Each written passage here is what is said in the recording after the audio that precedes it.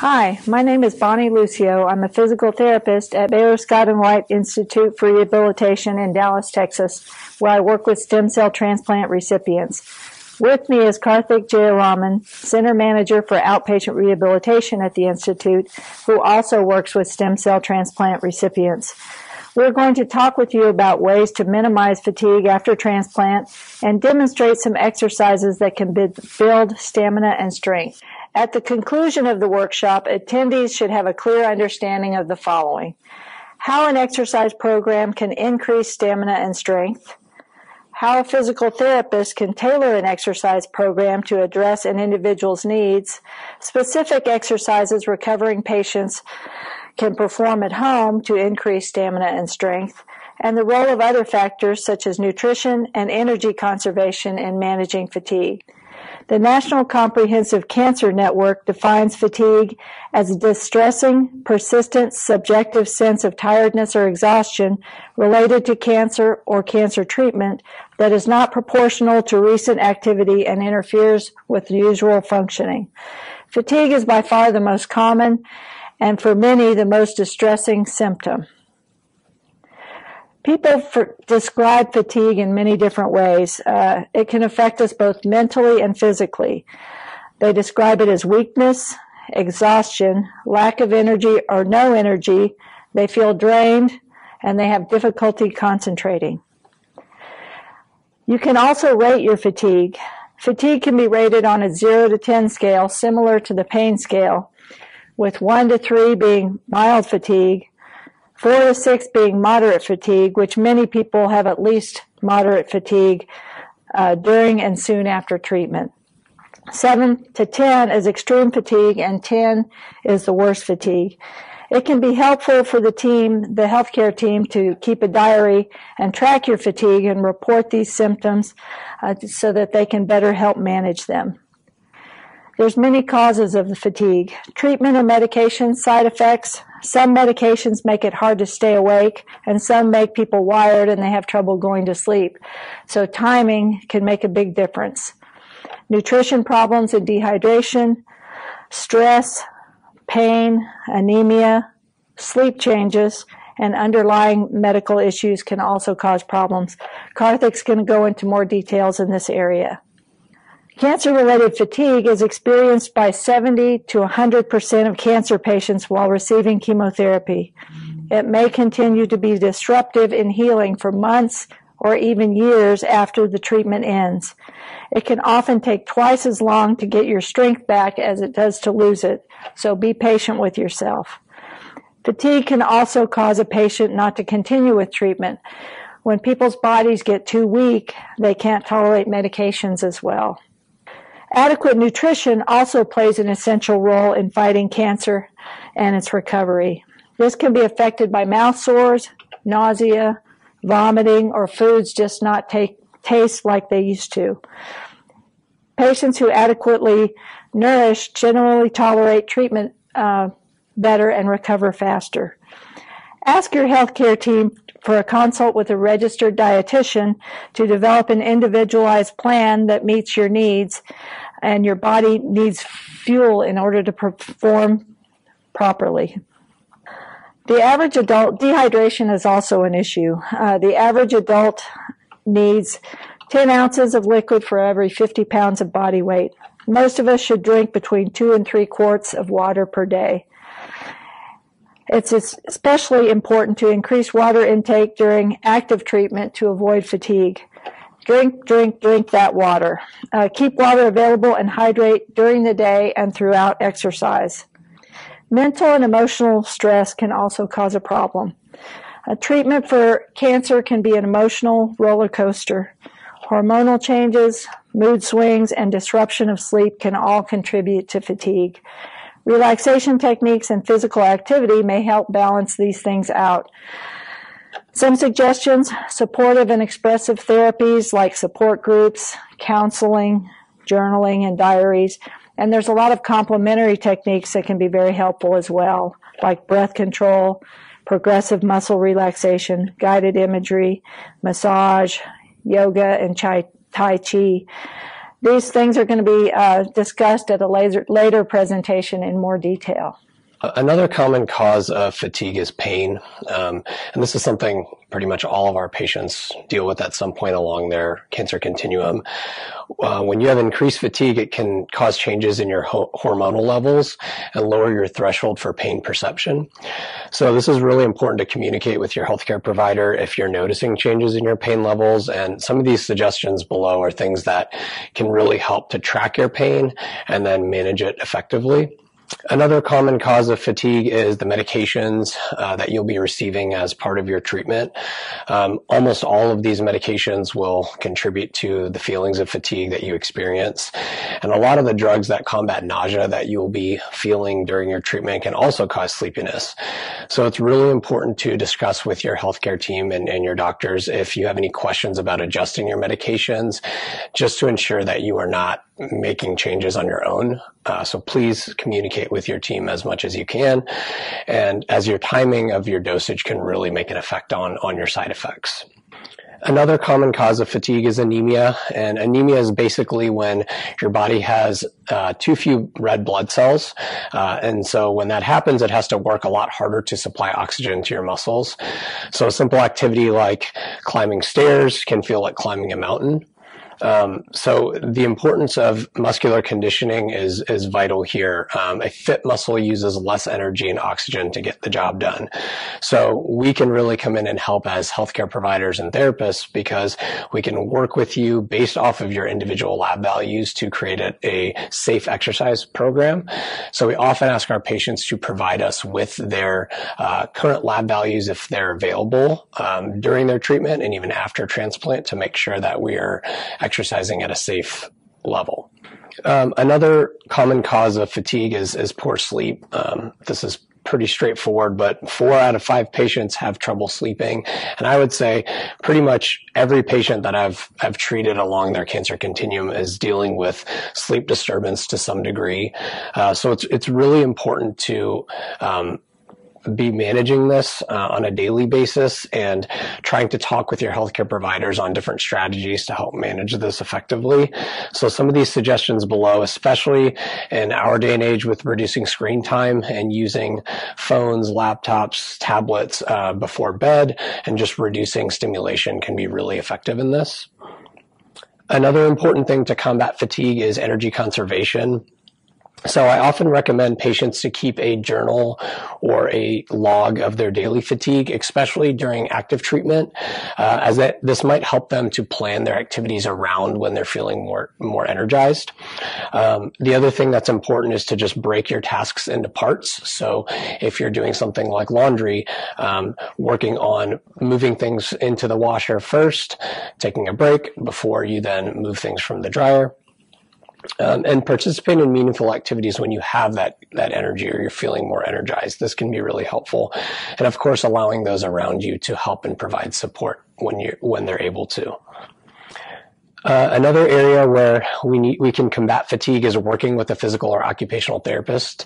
So this is where we can really come in.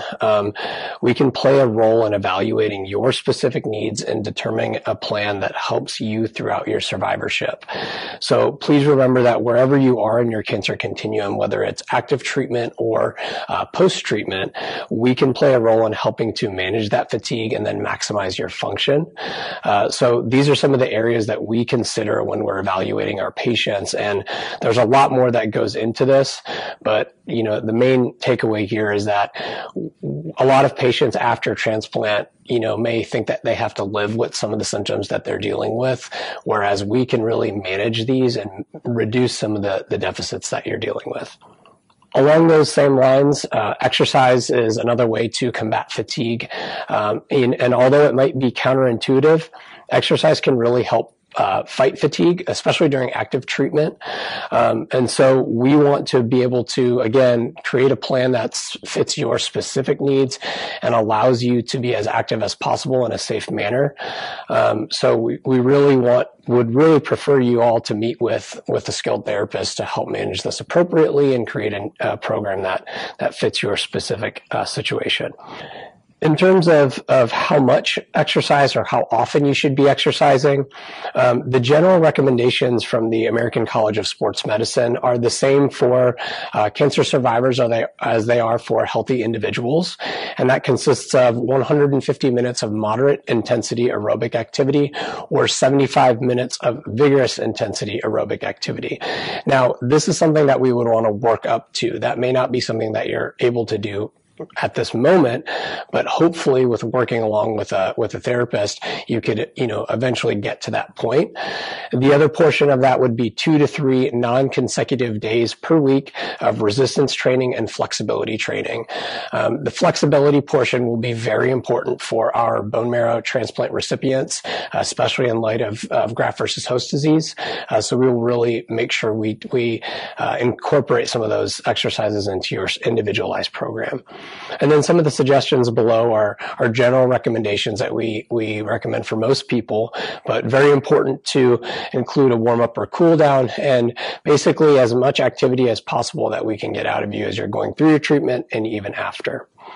Overall, I think the main takeaway is that we want you to be communicating with your healthcare team whenever you're noticing changes in how you're feeling as you're going through your treatment or even after your treatment, because we can really help to develop an individualized plan that can help maximize your function.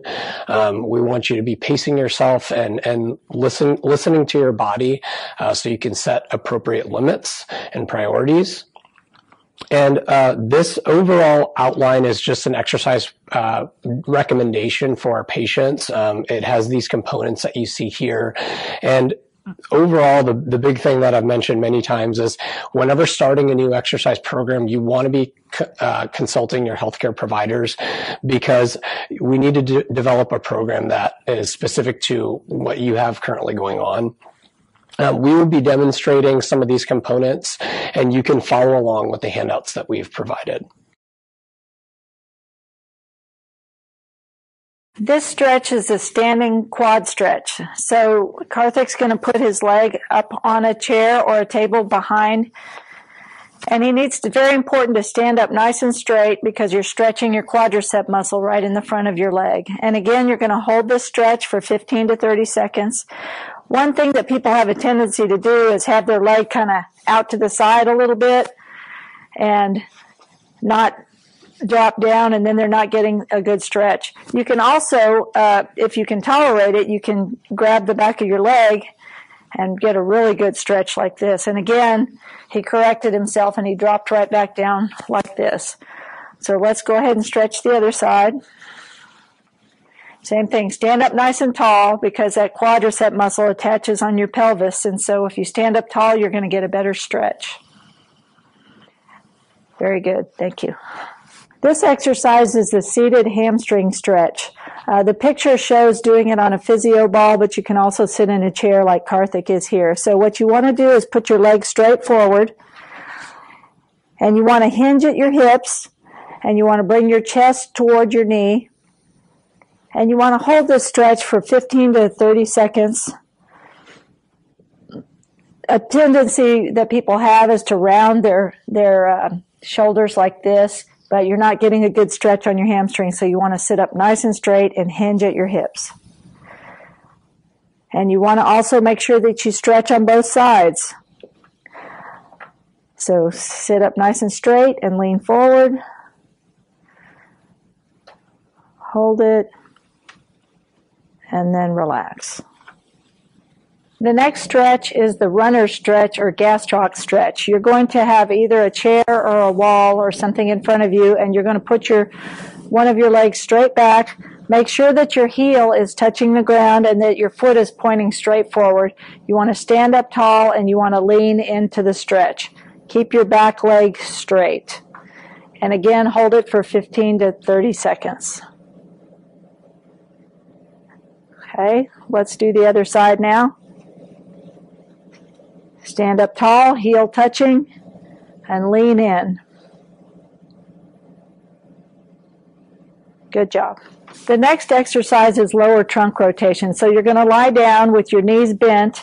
And I like to have people have their arms out to the side at a 90-degree angle because it gets a good stretch all the way along your side.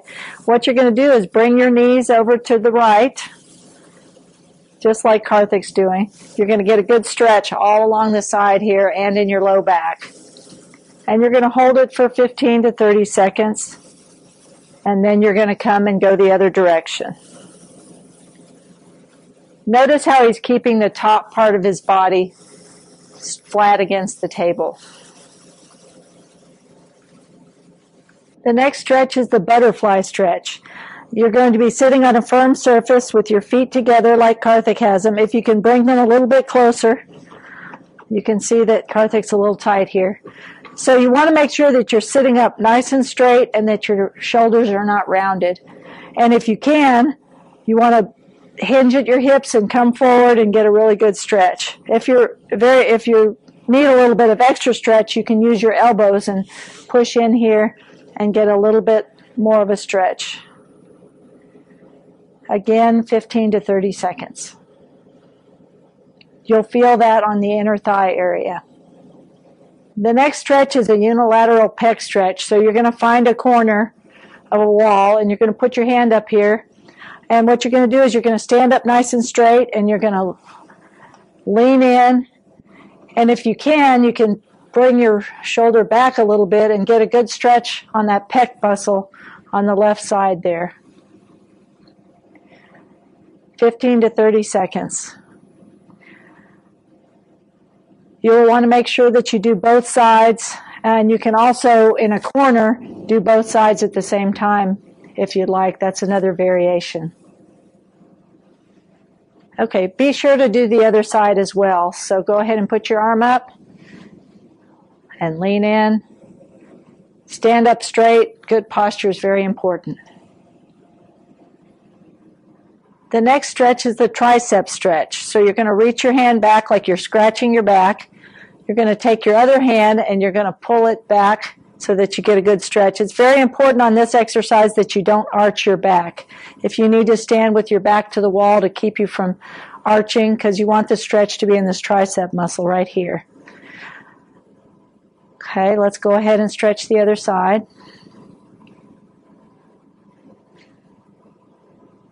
And hold it for 15 to 30 seconds. He's doing a good job of standing up nice and straight and having good posture. This next exercise is a transversus abdominis exercise. So you're going to lie down with your knees bent. And I want you to go, you can put your hands right over here. And you're going to make sure that you can feel those abdominal muscles coming into your fingers. So what you're going to do is you're going to tighten your stomach and you're going to try to bring your belly button toward your spine and rotate your hip a little bit back toward the mat. And you're going to hold it for about 15 seconds and then relax. You should be able to feel those muscles coming into your fingers there. These are muscles that we frequently don't use on a day-to-day basis, so we have to sometimes teach them how to respond. Good job. Okay. So this exercise, you're going to incorporate some marching with your abdominal tightening, bracing exercise. So go ahead and tighten up your abdominal muscles, and you bring one knee up to about 90 degrees, and then slowly bring it back down. Now you're going to bring the other knee up, and slowly bring it back down, and then you're going to relax your contraction between each one. Okay, tighten your abdominals, knee up, down, the other knee up, down, and relax. You can make this a little bit more challenging by tightening up your abdominal muscles, bringing your knee up, keeping it there, bringing the other knee up, bring one down, the other one down, and then relax. The next exercise is bridging. So Karthik's going to tighten up his abdominal muscles, and he's going to lift his bottom up, and then gradually slowly bring it back down, and then relax. Okay? Tighten up your abdominals, lift up, back down, and relax. So you can also tighten your gluteal muscles at the same time while you're lifting your bottom up off the mat. And back down, and rest. This next exercise is a standing hip abduction exercise. So we're going to be working the lateral muscles of the hip. Bonnie is going to be standing nice and tall with a chair next to her for balance support, and she's slowly going to move that leg out to the side and in. We'll go ahead and do this on the other side too. Some important things to think about is we want to make sure she's not leaning to one side as she's bringing the leg out, but she's staying nice and tall and slowly moving that leg out and slowly moving that leg back in. She's doing a good job of maintaining her posture while she moves here. This next exercise is a standing hamstring curl. So we're going to be working this muscle right here in the posterior thigh. So what Bonnie is going to be doing is standing nice and tall with the chair in front of her with her toe pointed behind her, slowly bending her knee up and slowly bringing it back down to the ground. She's doing a good job of staying nice and tall with her posture and not leaning forward as she lifts the leg and lowers the leg. Okay, let's go ahead and switch sides. The other thing to think about when you're doing this exercise is you want to make sure that your thigh is not coming too far forward as you bend your knee up. That's a common substitution that we see here. So Bonnie's doing a good job of keeping her knees aligned together as she lifts and lowers that knee. Good. The next exercise we're going to be doing is a standing march with support. So Bonnie is going to be standing nice and tall with a chair for balance and slowly lifting up one hip to about a 90-degree angle to her trunk and coming back down. We're working the front part of the hip flexor muscles with this exercise, and we're also getting some balance involved in this exercise. So the more support she uses through that chair, or the less support, the more she could challenge her balance. And you see she's going nice and slow and controlled with her lifting and lowering of the leg. She's also staying up nice and tall with her posture. This next exercise is called a sit-to-stand exercise. It's a very functional activity that we all have to do throughout the day. So the first thing Bonnie's going to do is scoot forward in her chair. This will help her get her momentum a little bit more forward. And what she's basically going to do is try and bring her body weight forward without using her hands to come to a standing position. And she's doing a good job of keeping nice tall posture with her back and slowly controlling on the way back down. If you're unable to do this without using your hands, you can always cross them out in front, or if you need to push from the chair to give you a little bit more support, you may. But we often have to get up from low surfaces throughout the day, whether it's a low toilet seat or a low soft couch. So this is an important exercise to practice to help those activities be a little bit easier during your day-to-day activities. This next exercise is a step up with support. So Bonnie is basically going to bring one foot up to the step and slowly step up to that step and slowly come back down. Now she's got a chair right next to her for support. And if you can do this at home, if you've got a stairs or steps with a railing that you can use for support next to you. And so this is a really important exercise for the front of those thigh muscles, your quadriceps, your hamstring muscles, and your glutes. And this is something we all have to do throughout the day, often being able to safely navigate stairs and steps. The next exercise we're going to be doing here is a shoulder flexion exercise, focused on the front part of the shoulder muscle here, your deltoid muscle. And you can use dumbbells here or resistance bands as shown in the handout. So what Bonnie's going to do is start with one arm, raise it straight up forward to about shoulder height and slowly lower it back down. It's really important to try and keep your elbows straight when you're doing this exercise so that the front of that shoulder muscle, that deltoid muscle, gets the majority of the work. A common error we see when people do this is they want to bend at that elbow or bend forward at their trunk. And so you really want to think about staying up nice and tall, keeping your elbows straight, and controlling that weight up and down as you move through this exercise. Good. The next exercise we're going to be doing is a bent over row. So what Bonnie's going to do is slowly hinge forward at her hips, maintaining good back posture. She's going to start with those dumbbells out in front, and she's slowly going to row those dumbbells up and squeeze her shoulder blade muscles together. So the purpose of this exercise is to target these muscles right here in the middle of her shoulder blade and her back. And she's doing a nice job of maintaining good posture, keeping those shoulder blades squeezed as she lifts and lower. Perfect, just like that. This next exercise is called scaption, and it's basically working some of the lateral shoulder muscles here. It's a very functional activity that we often have to do when we're reaching and grabbing things from cabinets in the kitchen or up overhead. So what Bonnie's going to do is stand tall with her arms by her side, slowly lift up, almost making a V shape with her arms, and slowly coming back down. Again, it's really important for her to try and keep those elbows straight as she's raising those dumbbells up and slowly coming back down, maintaining good tall posture as she moves as well. Perfect. This next exercise is called a tricep kickback. So we're going to be working this tricep muscle right here in the back of the arm. Bonnie is going to use a chair in front of her and slowly bend forward at the waist. She's going to start with that arm by her side and just move at the elbow to straighten that elbow back and slowly come forward, working this muscle right here. Now you see she's doing a good job of not moving her whole arm, but just at the elbow to isolate that muscle. Good, and let's switch sides. Same thing here. She's coming back nice and slow, keeping that elbow as the only piece moving and the shoulder nice and steady. Good. All right, the last exercise here is a bicep curl. So Bonnie's going to start with her arms by her side, palms opened up, and she's slowly going to curl those weights up and slowly lower back down. The big substitution that we often see with this is people wanting to really rock and use momentum to bring those weights up. So you really want to find a weight that allows you to maintain good posture with your back and slowly lift and lower as she's doing here. Perfect. We hope these demonstrations of these exercises were helpful for you all as you move along your cancer continuum.